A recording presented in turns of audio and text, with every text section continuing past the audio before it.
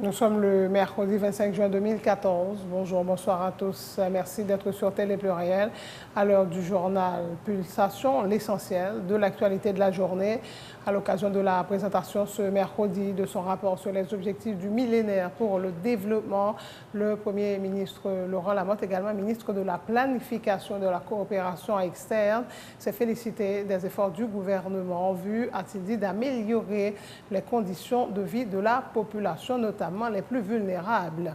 7 milliards de gourdes ont été engagés cette année dans le plan d'action pour la réduction de l'extrême pauvreté, un montant qui devrait passer à 13 milliards de gourdes dans 2 ans, a pour sa part indiqué la ministre chargée de la lutte contre la pauvreté extrême, Marie-Carmel Rosanne Auguste. Vive tension ce mercredi à Martissant, tir nourri, barricade de pneus enflammés, situation résultant d'affrontements entre bandes rivales, selon le député de la 3e circonscription de Port-au-Prince, Anzou Naya Bélange Jean-Baptiste. Le consortium national des partis politiques appelle le Conseil électoral provisoire à proroger la date des inscriptions des partis politiques jusqu'à l'installation des conseillers qui n'ont pas encore prêté serment. Le délai expire ce mercredi 25 juin. À la demande du président Vladimir Poutine, le Parlement russe a levé l'autorisation d'intervenir militairement en Ukraine, votée en mars dernier. Cependant, la trêve décrétée par Kiev est mise à mal après le décès de 9 soldats ukrainiens dans le crash d'un hélicoptère attaqué par les rebelles. Le Premier ministre irakien, chiite Nouri al-Maliki, exclut la formation d'un gouvernement de salut national pour lutter contre les insurgés sunnites, et ce, en dépit des appels répétés de la communauté internationale à former de toute urgence un cabinet ouvert à toutes les communautés d'Irak. L'Argentine, le Nigeria, la France et la Suisse sont qualifiés ce mercredi pour les 8e de finale du mondial brésilien. La France affrontera le Nigeria et la Suisse sera opposée à l'Argentine. Voilà, mesdames et messieurs, pour le menu du journal.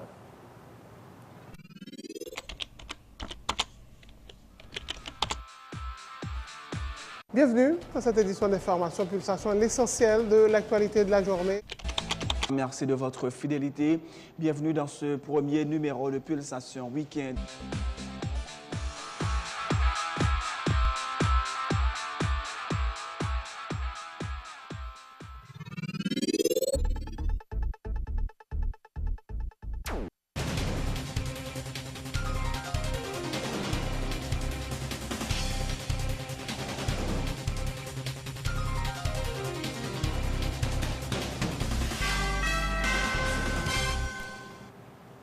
Et c'est donc parti pour le développement du journal. Le gouvernement ici a présenté ce mercredi son rapport sur les objectifs du millénaire pour le développement. Le secrétaire d'État à la coopération externe a fait état de progrès, mais aussi des efforts à entreprendre en vue d'offrir un meilleur cadre de vie aux citoyens haïtiens. Robert Labrousse fait remarquer qu'en dépit de la vulnérabilité du pays par rapport aux catastrophes naturelles, les autorités ont consenti de sérieux efforts pour s'attaquer à la problématique de l'extrême pauvreté dans toutes ses dimensions, notamment pour ce qui est du manque de revenus, de la faim et des inégalités entre les sexes et de l'absence des services sociaux de base. J'éprouve un réel plaisir en tant que secrétaire d'État à la coopération externe de procéder à l'ouverture de cette cérémonie de lancement du rapport national 2013 sur les objectifs du millénaire pour le développement, OMD.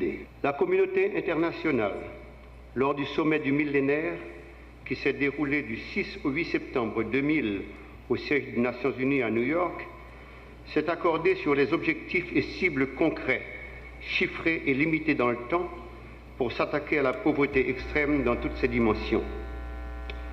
Le manque de revenus, la faim, les inégalités entre les sexes, l'absence équitable aux services sociaux de base comme l'éducation, la santé, l'eau, l'assainissement. Qu'en dépit des catastrophes naturelles qui ne nous ont pas aidés à avancer dans les meilleures conditions, le réflexe a toujours été d'encourager à regarder vers l'avenir, comme d'ailleurs le suggère le titre du rapport, apporter un nouveau regard sur Haïti. Le rapport souligne que les taux élevés de croissance démographique dans le pays exercent des pressions grandissantes sur la fourniture de biens collectifs publics, handicapant ainsi les avancées significatives. Nous disons qu'Haïti doit inverser cette dynamique. afin d'exploiter le bonus démographique créé par une population jeune en âge de travailler, susceptible de donner un nouveau souffle à la croissance et de propulser l'innovation. Le Premier ministre Laurent Lamothe, également ministre de la Planification et de la Coopération externe, se félicite des efforts du gouvernement en vue, a-t-il dit, d'améliorer les conditions de vie de la population, notamment les plus vulnérables. Laurent Lamothe présente le PSUGO comme l'un des programmes les plus ambitieux du pays qui permet à plus d'1,3 million d'enfants de recevoir gratuitement le pain de l'instruction à travers pas moins de 10 700 écoles réparties sur l'ensemble du territoire. 7 milliards de gourdes ont été engagés cette année dans le plan d'action pour la réduction de l'extrême pauvreté, en montant qui devrait passer à 13 milliards de gourdes dans 2 ans, pour sa part indiqué la ministre chargée de la lutte contre la pauvreté extrême, Marie-Carmel Rosanne-Auguste. Pour prendre en compte le sort de nos frères et sœurs qui vivent dans des conditions infrahumaines. Ce plan priorise et cible des couches les plus défavorisées, les mères les plus pauvres, les enfants les plus démunis, les habitants des quartiers les plus précaires. Donc sur cet objectif, il y a des progrès qui ont été faits. Bien entendu, il y a beaucoup à faire. Il y a beaucoup à faire. Donc le travail doit continuer. Nous devons doubler d'efforts. Nos équipes doivent doubler de motivation, d'énergie, de détermination pour arriver à lutter contre cette pauvreté. Nous avons mis sur pied l'un des programmes les plus ambitieux de l'histoire de ce pays à travers le programme de scolarisation universelle, gratuite et obligatoire, PSUGO, qui aujourd'hui à plus de 10 710 écoles avec 1 399 000 enfants qui reçoivent la scolarité gratuite. Aujourd'hui, j'ai l'honneur de partager avec les citoyens, les citoyennes, les membres du gouvernement et les partenaires de la coopération internationale une Haïti en progrès au regard des résultats de ce deuxième rapport national sur les objectifs millénaires du développement. Je souhaite vous présenter la mise en œuvre des objectifs du développement du millénaire dans le contexte de l'action gouvernementale et de la division stratégique pour le développement du pays. En ce qui concerne l'OMDE, la lutte contre la pauvreté, dès la nomination du gouvernement Lamothe, de l'administration Martelly, nous avons fait de la lutte contre la pauvreté une option préférentielle à travers nos choix de politique publique. La proportion de nos concitoyens vivant dans l'extrême pauvreté s'est réduite à 24% contre 31% en 2001. Nous poursuivons la lutte contre l'extrême pauvreté chaque jour, chaque minute, chaque seconde au sein de l'administration Martelly et du gouvernement Lamothe. Notre engagement pour le plan d'action pour la réduction de l'extrême pauvreté s'élève pour cette année à 7 milliards de gouttes. Les prévisions pour les 2 prochaines années sont estimées à plus de 13 milliards de gouttes par an. Et Haïti est l'un des pays à avoir reçu le plus d'aide publique au développement, a souligné la directrice du PNUD, Sophie Decamp. Elle rappelle qu'en 2013, 30% de la population souffrait de l'insécurité alimentaire. Elle plaide pour la création d'emplois productifs et décents afin d'offrir un meilleur avenir aux Haïtiens. Haïti fait toujours partie des pays recevant le plus d'aide publique au développement au monde, avec 1,3 milliard d'aides reçues en 2012. Cette aide a touché surtout le département de l'Ouest, avec 40% des fonds, tandis que le département de Michel n'a bénéficié que de 2% de ces fonds. Haïti a déjà atteint la cible visant à réduire de moitié l'insuffisance pondérale chez les enfants de moins de 5 ans. La sécurité alimentaire reste quand même fragile en Haïti, notamment à cause de la vulnérabilité du pays aux catastrophes naturelles. En 2013, l'insécurité alimentaire s'élevait tout de même à 30%. Je viens de vous présenter l'état des lieux de chacun des 8 OMD en Haïti. Une histoire qui montre les progrès accomplis dans les domaines de la nutrition, qui est à l'OMD numéro 1, de l'éducation, OMD numéro 2, de la parité à l'école, OMD numéro 3, de la santé, les OMD 4, 5 et 6, et encore pour l'accès à l'eau, l'OMD 7. Mais cette histoire révèle également les marges de progression qui restent pour garantir des emplois productifs, sécurisés et décents, et pour réduire durablement la pauvreté dont l'OMD numéro 1. L'objectif de cet exercice est de nous convaincre de la nécessité de travailler davantage pour changer la vie de milliers d'Haïtiens et d'Haïtiennes qui aspirent à un futur meilleur. Au point de l'actualité, situation de tension tôt ce mercredi à Martissant. Des tirs nourris, des barricades de pneus enflammées sur la chaussée selon le député de la 3e circonscription de Port-au-Prince. Cette situation résulte d'affrontements entre groupes rivaux et cela a contribué à perturber les activités dans la zone. Les gens n'ont pu vaquer librement à leurs activités. Des candidats aux examens officiels n'ont pas été en mesure de se rendre dans leur centre d'examen, déplore le parlementaire Nzouneya Bélange-Baptiste. Appelle les forces de l'ordre à assumer leurs responsabilités et à assurer la protection de la population. Son situation qui a développé depuis tantôt 2 semaines ou 3 semaines de cela. Mais c'est deux bagages qui étaient arrivés dans la circonscription déjà. Et nous pas qu'on qui tourne la prend. Nous pas qu'on est sous li. Mais sauf que, quel que soit sous, quel que soit côté sa sortie, la police supposée qu'il contrôle la question. Quand on parle là, c'est de individus armés qui levé matin, qui tiré partout. Ti moun pas qu'à aller dans l'examen, professeur pas qu'à rentrer dans la classe, à surveiller ni à faire cours. Et moun qui aller dans la factory pour dire bien pour retourner, parce que par là, il y a une machine qui frappe, il y a des gens qui blessés. Donc c'est une situation que nous pas qu'à accepter en tant que société. Donc 3e circonscription de Port-au-Prince, et il y a des gens qui toujours fait mon peur dans ce sens. Et je pense que cette situation ça a fait peu davantage. Donc nous demandons la police pour que l'y intervenu et pour protéger la population civile là une fois de plus.